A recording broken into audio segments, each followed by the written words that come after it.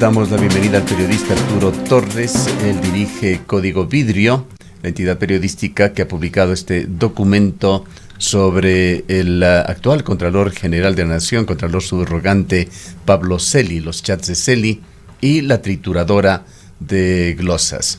Le damos la bienvenida. Arturo, quisiéramos conocer algunos detalles más de lo que trae su investigación, que se encuentra ya disponible en su importante portal periodístico. Muchas gracias, Gustavo. Muy buenos días a toda su audiencia. Es un gusto poder compartir con usted este tema. Bueno, creo que es importante tener en cuenta que básicamente el esquema que se montó en la Contraloría para desvanecer glosas ahora está mucho más claro, porque la información que proviene del chat que tenía en el celular del Contralor Pablo Celi ya evidencia que se daban todo tipo de instrucciones a los subalternos del Contralor que tenían que ver con acciones de control, ¿no es cierto?, también con informes y con este desvanecimiento de glosas que se ha denunciado y que se investiga inicialmente. Creo que un dato importante a considerar cuando se observa los chats es cómo el hermano del Contralor, Esteban Celi, accede a información privilegiada de la Contraloría.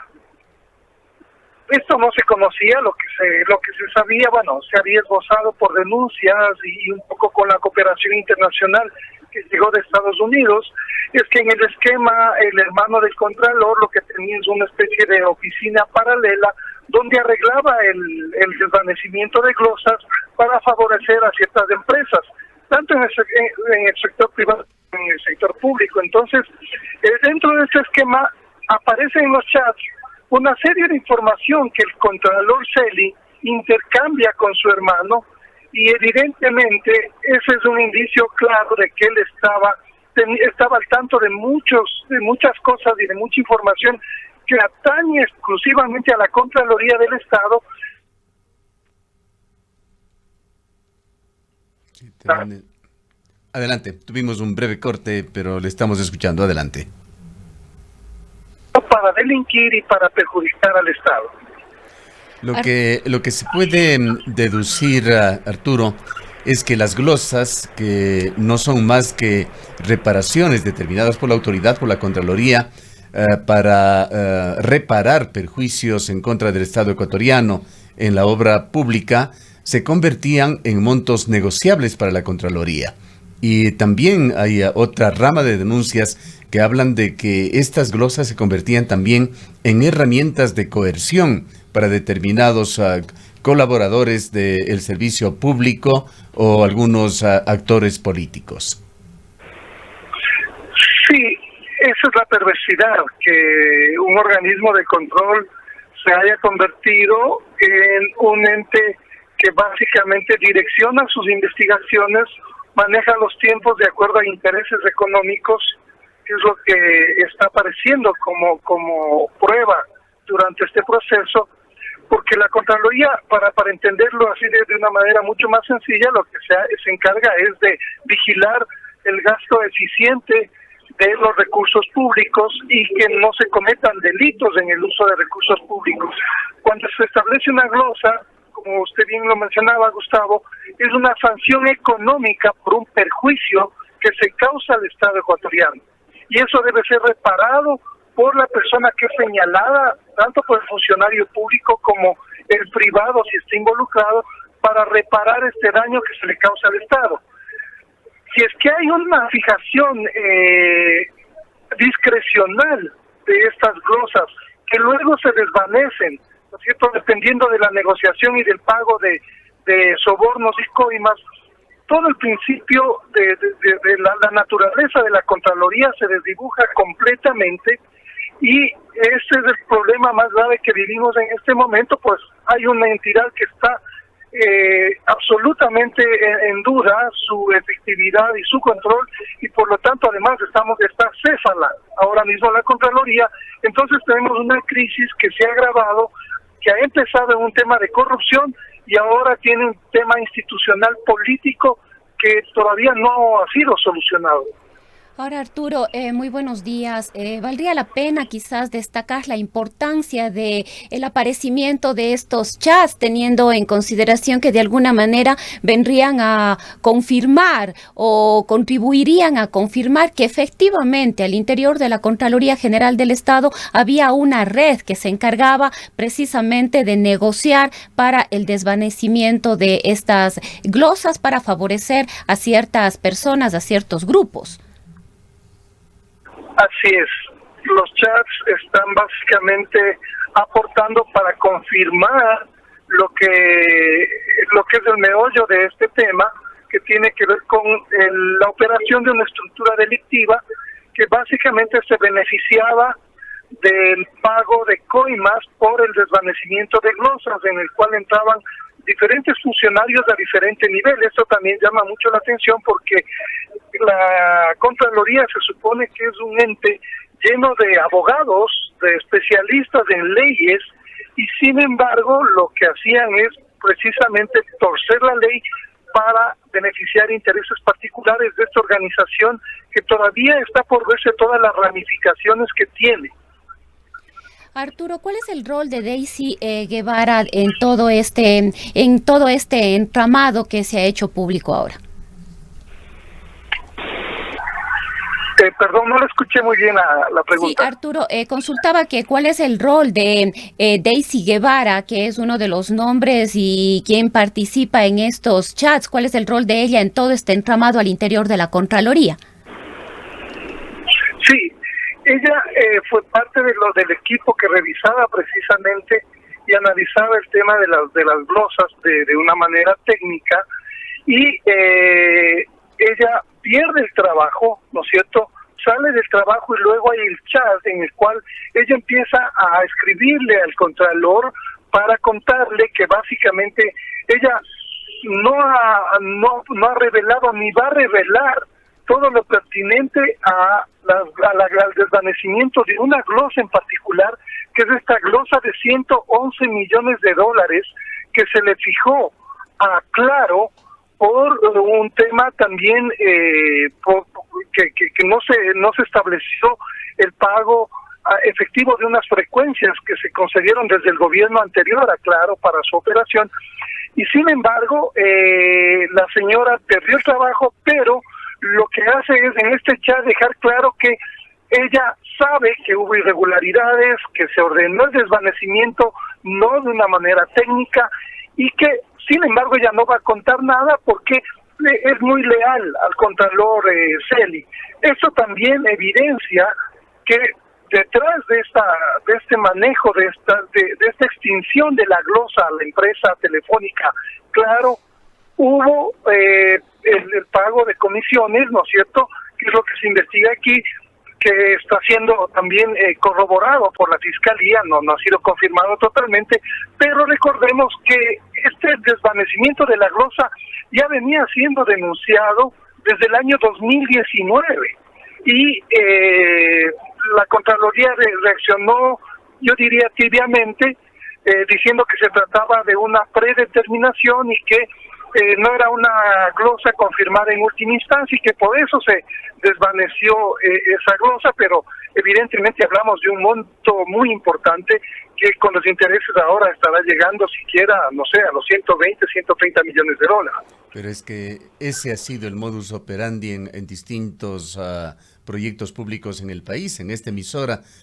Mucho antes del 2019, diríamos que desde el año 2014, 2015, en varias ocasiones denunciamos estos hechos, cómo se desvanecían glosas a través o con la intervención de SELEC en los proyectos eléctricos. El último, y que también lo denunciamos públicamente, se consumó entre febrero y marzo de este año, cuando las glosas que se impusieron a una empresa china, Geshuaba, constructora de sopladora, que había llegado al tope que le permitían los montos del contrato, 340 millones de dólares, se fue reduciendo a lo largo de los meses a 70 millones de dólares. Esto fue la cifra en la que se quedó, y adicionalmente se le devolvió la garantía que tenía la empresa china sobre este contrato.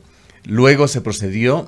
Todo esto es muy reciente a la entrega-recepción definitiva de los proyectos Sopladora y San Francisco, consumando un gravísimo perjuicio al Estado ecuatoriano. Geshoba seguía, por otra parte, hasta los últimos días de Lenín Moreno, intentando convertirse en el socio privado para el manejo de la central hidroeléctrica. Así las cosas en el país. Yo quisiera referirme a otra de estas glosas desvanecidas que ustedes mencionan en la investigación. Se trata de la empresa china CAMC Engineering, compañía limitada, en la que los dos hermanos Celi, según se afirma en la investigación, habrían recibido una transferencia de 1,3 millones de dólares. Esta empresa china estuvo relacionada con la construcción de edificios públicos en Quito. Coméntenos sobre este otro perjuicio, por favor, Arturo.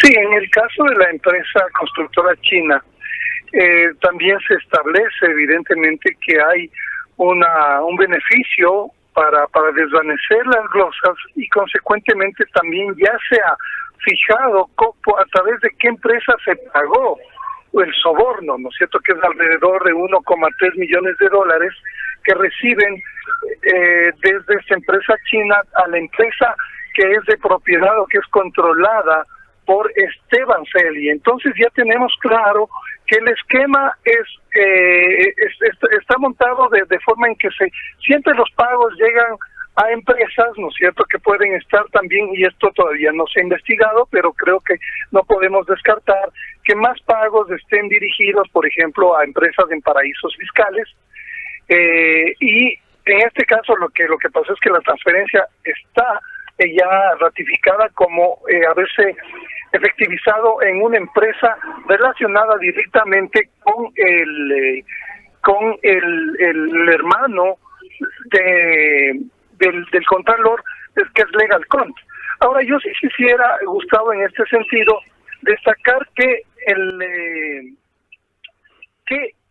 básicamente cuando hablamos de préstamos con los chinos, estamos hablando de un esquema en el cual ellos se llevan todo, ¿no es cierto? O sea, dan el préstamo, entregan una pésima obra, que es un poco el esquema.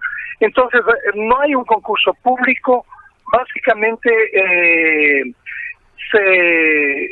hay un grave problema sobre cómo se asignan las obras, pero además sobre cómo están básicamente se eliminan los concursos. Hay un privilegio constante para ellos, ¿no? Así es. Además de este esquema que involucra a la Contraloría General del Estado, al Estado como contratista a través de sus distintas empresas y también a los contratistas, ya sean chinos o nacionales, teníamos conocimiento de que actuaban ciertos actores externos que también hasta ellos tienen que llegar las investigaciones. Estos son bufetes de abogados que funcionaban para tramitar este tipo de situaciones allá en la capital de la República y también notarías en las cuales se consumaban los hechos. ¿Cómo considera usted van a seguir estas investigaciones, tanto desde el lado periodístico como desde la Fiscalía y la Justicia? Sí, creo que hay algunos cabos por atar, Gustavo, tanto a nivel del país como hacia el exterior, porque como digo, esta es una red que se estructura muy bien pensada de lo que se ve de las evidencias que aparecen, para básicamente lucrar del Estado, ¿no es cierto?, en dos vías. Uno, la contratación directa, las obras que son pésimas, y además, sobre eso que ya nosotros sabemos, hemos visto cantidad de casos en los cuales desde el gobierno de Correa siempre los concursos eran amañados, ya en la entrega de los contratos había un pago de coimas, siempre hubo un pago de coimas, y luego vemos las deficiencias en las obras, pero además luego cuando se establece la glosa por el daño, igual se negocia. Entonces todo absolutamente es objeto de negociado, es objeto de robo, de lucro, en fin, o sea, el perjuicio al Estado es desde diferentes vías, y ese esquema todo un sainete con un objetivo de estafar al fisco, en definitiva. De estafarle a toda la sociedad, ¿no? Porque el Estado vive de nuestros impuestos, Gustavo. Entonces todos somos los que hemos sido perjudicados por ese esquema que yo no creo que tiene parangón en la historia, por cómo funcionó en todas las etapas de la contratación, y ahora vemos que la Contraloría entra a ser una ficha fundamental para perseguir o para premiar a quienes pueden reaccionar económicamente, es decir, ceder a los negociados. Y no hay que olvidar en este sentido que ya el anterior Contralor, Carlos Poli, seguía el mismo esquema de cobro de sobornos para desvanecer glosas, en este caso de Odebrecht, y por eso es que empezó a entenderse el esquema. Lo insólito es que luego de semejante problema y semejante escándalo que hubo alrededor de estas irregularidades, se mantenga el mismo esquema de corrupción, y las autoridades se han mostrado totalmente inútiles para enfrentar un problema que es estructural relacionado con la corrupción sistémica que vivimos. Este fue justamente el gigantesco error que se cometió por parte de Julio César Trujillo en importantes cambios que se hicieron en el Estado. Allí se dejó en una plataforma con un cierto blindaje al señor Celi, y está hoy viéndose todo lo que ha sucedido. Quisiéramos también su comentario sobre esta empresa LegalCont LLC, una empresa de asesoría jurídica que habría sido controlada por Esteban Celi. ¿Qué papel jugaba esta empresa? Bueno, es una empresa de consultoría legal. No hay que olvidar que también Esteban Celi es abogado, ¿no es cierto? Y él ha defendido durante muchos años a distintas empresas y entidades de diferentes importantes desde hace muchos años. Entonces, creo que la teoría inicial de la Fiscalía, precisamente que se ha esbozado, es que el hermano del Contralor, por acceder a información, conocía exactamente de cuáles eran, por así decirlo, las presas grandes, las presas más jugosas, y sobre esas, pues, él echaba a andar a través de su sobrino, ¿no es cierto?, a través de diferentes funcionarios que con él se podía arreglar por fuera de la Contraloría, porque él tenía evidentemente un contacto y una injerencia sobre las decisiones, y este patrón lo que muestra es que efectivamente funcionó una oficina paralela donde se arreglaban, donde cuajaban estos negociados para el desvanecimiento de glosas a través del pago de coimas. Arturo, es evidente que el Contralor Celi junto a su hermano definitivamente no pudieron haber hecho esto solos. ¿Cuántas personas estarían involucradas? ¿Qué es lo que se ha podido evidenciar a través de estos chats? Hay varios funcionarios al interior de la Contraloría que debieron haber participado. Así es, no, esta operación involucra a muchos personajes de fuera y dentro de la Contraloría y también de otros organismos del Estado. No olvidemos que hay auditores en diferentes entidades públicas y que es un secreto a voces que básicamente hay quejas, denuncias permanentes de que a veces se arregla con los auditores. No quiero generalizar, porque también creo que hay auditores que cumplen su trabajo, pero cuando estas auditorías, estos exámenes llegan a los niveles de decisión, es que precisamente se toman este tipo de resoluciones para extinguir glosas que tienen una justificación técnica, económica y legal, porque no hay que olvidar que cuando un contrato es sometido a una auditoría de la Contraloría pasa por diferentes auditores que hacen el examen en el campo, que van a recoger los documentos, pero bajo este esquema lo que vemos es que es tan complejo que hay que investigar que el trabajo de los auditores, si eran parte o no de este esquema. Se ve que muchos de los auditores o algunos de los funcionarios estaban rindiéndole cuentas de manera permanente al Contralor y también tomando decisiones que podían afectar el curso de los exámenes con el desvanecimiento de las glosas.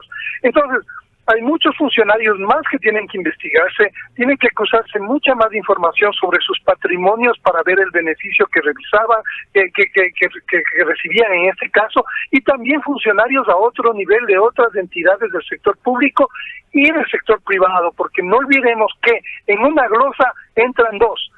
cuando se establece la glosa es desde el sector público, pero esto afecta también a una empresa privada. La corrupción tiene la complicidad directa del sector privado en estos casos, y eso tampoco hay que dejar de tener en cuenta. ¿Qué tan contundentes son las evidencias que se deducen de los chats de WhatsApp, del teléfono o los teléfonos de los hermanos Eli? Bueno, básicamente lo que se ve es que el excontralor compartía con él informes de información relevante sobre actividades propias del Contralor del Estado, y ese ya de por sí es un delito, ¿no? O sea, compartir información privilegiada, porque lo que hacía es intercambiar información confidencial y reservada, ¿no es cierto?, que tenía que ver sobre procesos que estaban en marcha, de lo que se ve en los chats, ¿no es cierto? Y eso, evidentemente, lo que para mí la importancia que ese dato tiene es que ratifica este esquema, ¿no es cierto? Esta ficha básicamente lo que nos pone sobre la mesa es un juego donde hay varios jugadores y donde se hacen jugadas específicas con acciones premeditadas y sistemáticas que configuran un delito que también hay que cuantificar cuántos millones.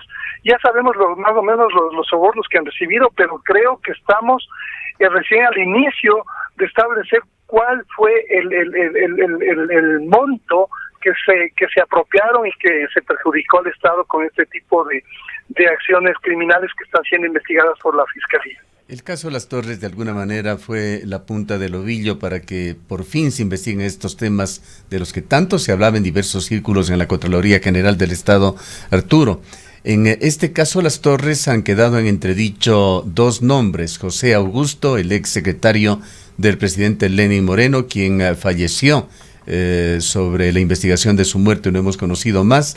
Quedó allí la sospecha o la conclusión de que había sido por suicidio, pero está también su hermano Adolfo Augusto. Hay varios funcionarios públicos, incluyendo Lenín Moreno, que han puesto las manos en el fuego por José Augusto. ¿Qué es lo que se conoce sobre estos dos ciudadanos, en el caso de Las Torres? Bueno, en el caso de los hermanos, la Fiscalía lo que ha establecido es que el hermano de José Augusto Briones, que es parte de esta trama y que está en investigación, viajó a Estados Unidos, ¿no es cierto?, para reunirse y recibir y concretar los negociados alrededor de esta estructura delictiva, según ha mencionado la misma fiscal. Entonces hay un monitoreo de cómo el hermano de José Augusto Briones, que falleció, que se quitó la vida en la cárcel 4 de acá de Quito, básicamente lo que vemos es que los hermanos también participaban directamente, y en su momento la injerencia que tenía el entonces secretario de la presidencia, José Augusto Briones, para también acceder a información privilegiada, pues eso era oro en polvo para los negocios que estaban haciendo desde este punto de vista. Entonces, me parece que también está por esclarecerse adecuadamente qué otros personajes del gobierno y de la presidencia de la República pudieron haber conocido de estas actividades del entonces secretario de la presidencia. Quizá para culminar en este tema que parece una caja de Pandora que recién se abre, Arturo, algo que es realmente inconcebible es cómo el Contralor General del Estado, subrogante, se aferra a su cargo. Hay allí diversas posibilidades. La una sería de que él renuncie, tema que parece no está en la agenda de Pablo Celi. El otro, de que la justicia lo condene en forma definitiva, con una condena de carácter penal que tomará mucho tiempo. Y otra es el camino político, un juicio político que podría llevarse adelante en la Asamblea Nacional. ¿Qué salida le ve usted a este tema? Pues Ecuador no puede continuar así, sin una Contraloría confiable, fiable, con el Contralor intentando dirigir a la misma desde la cárcel. Sí, es complicado, Gustavo, porque lo que estamos viendo en este momento es una eclosión de toda esta podredumbre de corrupción que desde la prensa hemos denunciado por tantos años, y creo que estamos espero que sea un quiebre. Yo confío en que el gobierno pueda capitalizar de una manera adecuada esta crisis, ¿no es cierto? Porque esta crisis es también una oportunidad de entrar a fondo a corregir estos problemas que se volvieron sistémicos relacionados con la corrupción, pero también no olvidemos que en este momento, paradójicamente, hay 2 alcaldes que están siendo investigados, el alcalde de Quito con grillete enjuiciado penalmente, la alcaldesa también investigada por temas de la contratación, el defensor del pueblo también en prisión. Entonces hay una crisis del establecimiento político y de las autoridades, algunas relacionadas con el control de los fondos públicos, que evidentemente estamos, si es que no encontramos una solución en este momento, pues básicamente este cáncer ya se va a hacer metástasis, y evidentemente, como decía, la principal responsabilidad ahora para poder encaminar un cambio radical frente a lo que ya hemos visto de este problema de la corrupción es que el gobierno inicie una real campaña para cambiar los procesos de contratación. Se necesitan reformas en la Contraloría, creo que hay que ir por eso también. No olvidemos que todas estas cosas deben pasar por cambios en la Asamblea, cambios legales, en fin, o sea, va a tomar tiempo salir de este problema, Gustavo. Una enorme complejidad en este tejido legal que impide hacer las cosas, por lo menos con ejecutividad. Así es. Lo que debemos tener conciencia, los ecuatorianos, es que esto se vino acumulando durante mucho tiempo y ahora estaba represado todo este problema por las decisiones políticas que tuvieron el anterior gobierno, el gobierno de Rafael Correa y su sucesor, que no sabía muy bien lidiar con el problema de la corrupción, nunca pudo enfrentarlo de manera efectiva, y por lo tanto el gobierno de Guillermo Lasso tiene, creo que uno de sus mayores retos después de la pandemia, además de mejorar y de los índices económicos, que es una crisis que estamos viviendo, es el tema de la corrupción. Si es que no enfrentamos el tema de la corrupción, vamos a seguir agravando el problema. O sea, evidentemente es el momento de cambios radicales y de que el gobierno pueda aplicar realmente una política sostenida para enfrentar este problema sistémico de la corrupción. Bien, muchísimas gracias por habernos atendido. Han escuchado al licenciado Arturo Torres, él es editor de Código Vidrio, un importante portal periodístico que lo pueden encontrar en internet. Acaba de publicar, como habíamos señalado, Código Vidrio, una nueva investigación titulada Los chats de Celi y la trituradora de glosas. Son las 8:05. Pasamos Cuenca, año 2050. Cuando la contaminación y la escasez de agua son problemas en todo el mundo, en Cuenca, Ecuador, todavía se vive tan bien como hace 30 años. Esto gracias a que los cuencanos tomaron decisiones correctas, como la construcción del proyecto hidroeléctrico Soldados Yanuncay, que ha generado 22 megavatios de energía limpia, reguló el caudal del río Yanuncay y garantizó el agua potable para Cuenca y agua de riego para San Joaquín y Baños. Aunque esto parezca ficción, es nuestro compromiso con Cuenca Bicentenaria, el Ecaustro. Juntos generamos agua y energía para la vida.